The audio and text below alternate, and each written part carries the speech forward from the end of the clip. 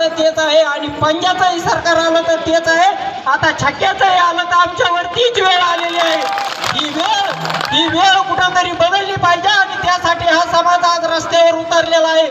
मला 2 मिनिटाची वेळ या ठिकाणी दिलेला आहे, त्यामुळे मी उरकत घेतो आणि जाता जाता सरकारला एवढंच सांगतो, आम्ही 2014ला या समाजानं एकजुटीनं या राज्यातलं कारखानदाराचं आणि प्रस्थापितांचं सरकार उलथून टाकलेलं आहे. तुमचं गद्दारी करून आणि फोडाफोडी करून आलेलं सरकार उलथायला या समाजाला वेळ लागणार नाही. त्यामुळे दिलेल्या वचनाप्रमाणे तुम्ही आमच्या समाजाचं डॉक्टर बाबासाहेब आंबेडकरांनी जे घटनेत दिलेलं आहे त्याची अंमलबजावणी करावी आणि या समाजाला न्याय द्यावा एवढीच या ठिकाणी विनंती करतो आणि थांबतो. जय महाराज. यांना विनंती करतो की आपलं मनोगत त्यांनी व्यक्त करावं. वेळेचं बंधन असल्यामुळे सर्वांनी फास्ट महाराष्ट्राची कुलस्वामिनी आहे तुळजाभवानी हिंदवी स्वराज्य संस्थापक छत्रपती शिवाजी महाराज, राज्यघटनेचे शिल्पकार महामानव परमपूज्य डॉक्टर बाबासाहेब आंबेडकर या थोर महामानवांना अभिवादन करू. येणारा 2024 निवडणुकीची सरकार दखल घेत नाही, पण मी सांगतोय येणारा काळ हे तुमचा आमचा आहे आणि आपल्याला रस्त्यावरला लढत लागल. सर्वांचं मनापासून अभिनंदन व्यक्त करतो. थांबतो. जय हिंद, जय मल्हार. जय मल्हार. साहेब एक मिनिट. काय आणि सर्व समाज बांधवांना विनंती करतो की शासन हा घराघरात जाऊन आपल्याला हा जनाक्रोश आपल्या ज्या जनसामान्याच्या भावना आहे त्या शासनाला कळवण्यासाठी घराघरात जाऊन त्या प्रत्येक आरक्षण आमच्या हक्काचे नाही कुणाच्या बापाचं, आरक्षण आमच्या हक्काचे नाही कुणाच्या बापाचं समाज एसटी आरक्षण अंमलबजावणी झालीच पाहिजे, धनगर समाज एसटी आरक्षण अंमलबजावणी झालीच पाहिजे. या ठिकाणी गेंड्याचा कातडे पांघरलेल्या सरकारला सांगू इच्छितो, आज आम्ही उन्हाचा चटका सोसतोय. आमची माता माऊली या ठिकाणी उन्हात बसली, आमची जनावरं सुद्धा आमच्या साक्षीनं आमच्या वेदनेची सोबत आहे.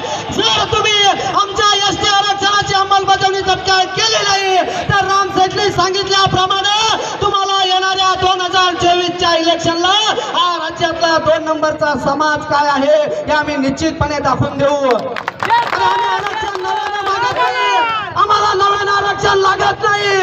तर डॉक्टर बाबासाहेब आंबेडकरांनी 1950ला भारतीय राज्यघटना लिहिली आणि त्या राज्यघटनेमध्ये कलम नंबर 342 नुसार 36 नंबरला एसटीच्या प्रवर्गात हा धनगर समाज ऑलरेडी बसलेला आहे. त्याची अंमलबजावणी करा एवढीच मागणी आमची सरकारला आहे.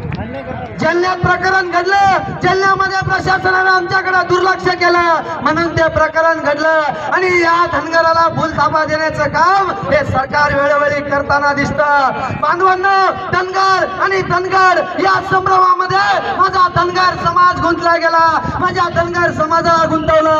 या ठिकाणी पोलीस प्रशासन आणि माझ्या पत्रकार बांधवांच्या साक्षीनं सांगू इच्छितो, या महाराष्ट्राच्या मातीमध्ये धनगर मेलेला आहे, धनगर अस्तित्वात नाही राहतो. तो फक्त आणि फक्त माझा धनगर राहतो हे मी या पत्रकार बांधवांच्या माध्यमातून तुम्हा सर्वांना सांगू इच्छितो. अरे काय झालं, कुठं कुठं धनगर नाही, महाराष्ट्रात धनगरच नाही हे तुम्हाला पुराव्यानिशी सांगतो. असंही मी सांगू शकतो, पण शब्द चुकला नाही पाहिजे, वेळ चुकली नाही पाहिजे, तारीख चुकली नाही पाहिजे, म्हणून या कागदाच्या साक्षीनं फक्त 2 मिनिटं सांगतो. आपलेही डोळे उघडेल, या प्रशासनाचेही डोळे उघडेल. या भूलथापा देणाऱ्या, अरे 70 वर्षापासून माझा आजोबा गेला, माझा बाप म्हातारा झाला, पण आम्हाला आरक्षण मिळत नाही, ही आमची सगळ्यात मोठी शोकांतिका आहे. अरे जो येईल तो आश्वासन देतो, 50 दिवसाचा वेळ मागतो, काय करायचं 50 दिवसाचा वेळ, अरे आम्हाला अंमलबजावणी लागते, आम्हाला तुमच्याकडून नव्यानं आरक्षण लागत नाही. घटनेत समाविष्ट केलेलं आरक्षण आमचं हक्काचं द्या. अरे 70 वर्षापासून हा समाज त्या आरक्षणापासून प्रलंबित आहे. अरे काय या समाजाच्या वेदना तुम्ही समजून घेतल्या, काय दुःख समजून घेतलं. अरे आजही आम्ही रात्रीच्या वेळेला जर प्रवास करायला लागलो तर माझी माता माझा बाप रस्त्याच्या कडेला एखाद्या शेतामध्ये मेंढ्यासोबत जीवन जगतो. अरे त्या जमिनीत गड्डे खांदून आमची चूल पेटते आणि माझी आई सकाळी चहा करते. ही आमची सगळ्यात मोठी वेदना तुम्हाला का दिसत नाही? अरे कुठं झोपलात तुम्ही? अरे तुमच्या डोळ्याची खसडा झाली का? हा समाज रानावनात वावरणारा समाज म्हणून ओळखला जातो. अरे या समाजानं एकेकाळी इंग्रजांच्या काळामध्ये भारतामध्ये दळणवळणाच्या व्यवस्थेसाठी रस्ता व्हावा म्हणून रस्त्याचा शोध लावण्याचं काम या धनगर बांधवांनी केलं. अरे उगाच झालं का ते काम? अरे तो त्या जंगलात फिरत होता. अरे त्या जंगलात राहत होता. अरे त्या जंगलामध्ये जीवन जगत होता म्हणून तर त्याला जंगलाचा अभ्यास होता साहेब. एवढंच नाही, पत्रकार बांधवांना त्या माणसानं त्या पोरानं मागणी केली. इंग्रजांनी त्याचा सत्कार केला. रस्ता पुणे आणि मुंबई महामार्ग पूर्ण झाला आणि त्याला विनंती केली, तुला काय हवंय घे, मी द्यायला तयार आहे. मोठ्या मनाचा असणारा धनगर समाज त्या तरुण पोरानं सांगितलं, मला काय द्यायचं असेल तर मला काही देऊ नका, द्यायचं असेल तर या माझ्या भारताला स्वातंत्र्य द्या.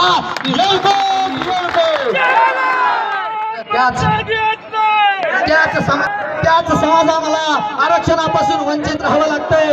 अरे धनगर शब्दाचे स्पष्टीकरण भारत सरकारने बिलोग्राफी ऑन शेड्यूल कास्ट ट्राईब प्रसिद्ध केलेल्या सरकारने 1961च्या सूचीमध्ये स्पष्टीकरण पेज नंबर वरती 294 वर दिलेलं आहे. भारतरत्न डॉक्टर बाबासाहेब आंबेडकरांनी 1950 ला घटनेच्या 342व्या कलमानुसार धनगर समाजाला आरक्षण दिलेलं आहे. एकच मिनिट राहिला, एकच मिनिट फक्त शांतता बाळगा साहेब. 1-2 मिनिटं सहकार्य करा. आम्ही मजा करत नाही साहेब. आम्ही नाचायला आलो नाही साहेब. आम्ही एन्जॉय करायला आलो नाही साहेब. या समाजाच्या वेदना मांडायला आलो साहेब. या समाजाचा दुःख मांडायला आलो साहेब. हा समाज आरक्षणापासून वंचित आहे साहेब. याचा हक्क मिळाला पाहिजे ही आमची मागणी आहे साहेब. आम्ही मजा हजा करायला आलेलो नाही. या स्वातंत्र्यपूर्वीच्या काळात 1911 साली, 1921 साली आणि 1931 साली बिलोग्राफीमध्ये सुद्धा भारतातील धनगर समाज अनुसूचित जमातीच्या यादीत समाविष्ट आहे. स्पष्ट शब्दात धनगर लिहिलेलं आहे. हे या शासनानं जरा डोळे उघडून या सरकारनं पाहिलं पाहिजे. अरे 1961 ला भारत सरकारच्या जनगणना विभागात अनुसूचित जाती अनुसूचित जमाती असल्याचे दावे मान्य करणे व फेटाळण्यासाठी मार्गदर्शन हवे होते. म्हणून त्यांनी मानवांचे शास्त्र आणि मानवाचं उगम विकास व संस्कृती शास्त्र या आधारे अनुसूचित जाती व जमातीचे वर्गीकरण करण्यासाठी सखोल अभ्यास केला. तसे करण्यास त्यांना संसदेने केलेल्या कायद्याचा आधार होता. अशा अभ्यासामुळे जाती व अनुसूचित जमाती ओळखण्यास सामाजिक कायदेशीर प्रश्नही सुटत होता. अरे भारत सरकारने मानवांचे शास्त्र मानवाचा उगम विकास व संस्कृतीचा सखोल अभ्यास करून अनुसूचित जमातीचा संदर्भ ग्रंथ प्रकाशित केला. त्यानुसार धनगर या जमाती महाराष्ट्रामध्ये मध्य प्रदेशमध्ये राज्याच्या अनुसूचित जमाती यादीत समाविष्ट आहे असं तत्काळ त्यांनी सांगितलं. 1967 साली जनगणना विभागानं भारत सरकारने मानवांचं शास्त्र व संस्कृतीचा अभ्यास करून अनुसूचित जाती जमाती सर्वांचा संदर्भ ग्रंथ हे पुस्तक प्रसिद्ध केले. आणि त्या पुस्तकात धनगर समाज अनुसूचित जातीमध्ये समाविष्ट आहे असे स्पष्टपणे नमूद केले आहे. त्यामधील देखील पुस्तक क्रमांक 394 294 आपल्याला बघायचं आहे. त्यामध्ये आपल्याला सर्व दिसून येईल. केंद्रीय CBSE या पुस्तकात धनगर समाज एक धनगर व धनगर एकच असल्याचे स्पष्टीकरण केलेले आहे. 12 डिसेंबर 1889 रोजी राज्यसभेत सूर्यकांत पाटबळ यांनी महाराष्ट्रातील धनगर जमातीवर धनगर नावाखाली कसा घटनात्मक अन्याय होत आहे याचा हृदयस्पर्शी पाढा वाचला.